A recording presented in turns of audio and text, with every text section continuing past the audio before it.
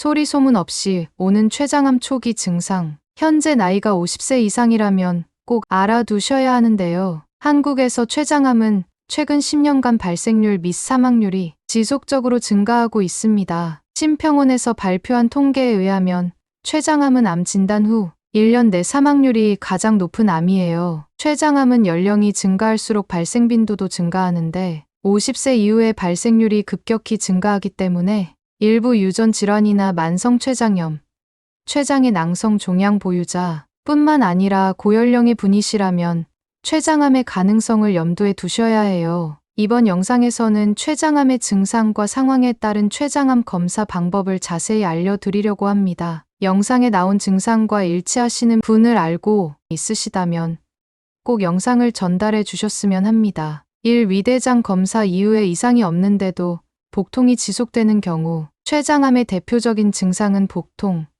황달, 체중 감소, 식욕 부진 등이 있지만 실제로 췌장암 초기의 경우 증상이 거의 없습니다. 막연한 상복부 통증이나 불편감, 소화장애 정도로 일상에서 많이 겪는 소화기 장애 증상과 유사하여 위장질환과의 구분이 매우 어렵습니다. 그렇기 때문에 위대장 검사에 특별한 소견이 없는데 지속해서 복통을 가지고 계신다면 췌장암을 의심하셔야 합니다. 또한 위장약을 복용을 하셔도 호전이 없으시거나 50대 이후에 처음 당뇨병이 진단되셨다면 췌장암을 염두에 두셔야 합니다. 이 등 통증, 간혹 허리와 등 통증을 가지고 계신 분들 중에 췌장암을 발견하는 경우도 있습니다. 이러한 췌장암은 등 통증이 주요 증상이며 대부분 식욕부진과 체중 감소 등이 같이 나타나게 됩니다. 하지만 50세 미만이시거나 췌장암 가족력이 없고 체중 감소, 식욕부진 등 증상이 없으시다면 췌장암일 경우는 매우 드물기 때문에 막연히 등이 아파서 췌장암을 검사하시는 것이 아니라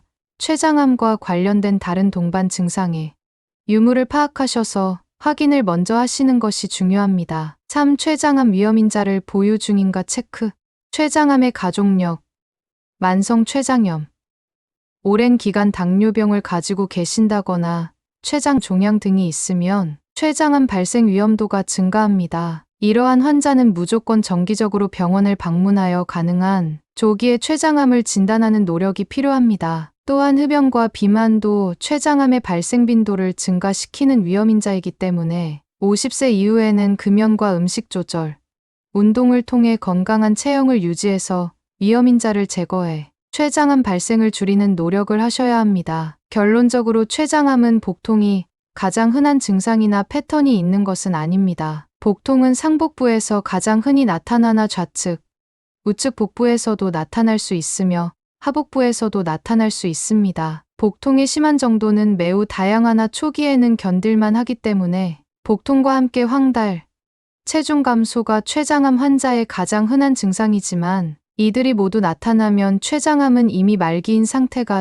대부분입니다. 췌장암을 조기에 진단하기 위해서는 중년 이상 환자에서 소화불량, 상복부 불쾌감 등의 비특이적 경미한 복통을 호소할 때 이러한 증상을 신경성 질환으로 속단하지 말고 한 번쯤은 췌장암의 존재 가능성을 꼭 염두에 두셔야 합니다. 예를 들어 위염을 진단받고 약물 치료를 받아도 증상이 지속되는 경우 췌장 질환을 한 번쯤은 의심하셔야 하며 췌장 질환이 의심될 때는 CT를 시행하는 것이 조기 진단에 도움이 됩니다. 왜냐하면 복부 초음파 검사는 췌장의 전체를 보기 어려운 경우가 많고 비만이나 장내가스의 영향을 받기 때문입니다. CT 검사로 췌장을 검사해야 할 경우는 반드시 췌장 정밀 CT 검사를 해야 작은 암이라도 찾아낼 수 있습니다. 또한 CT 검사에서도 췌장암이 없더라도 증상이 지속되면 췌장 정밀 CT 검사, MRI 검사,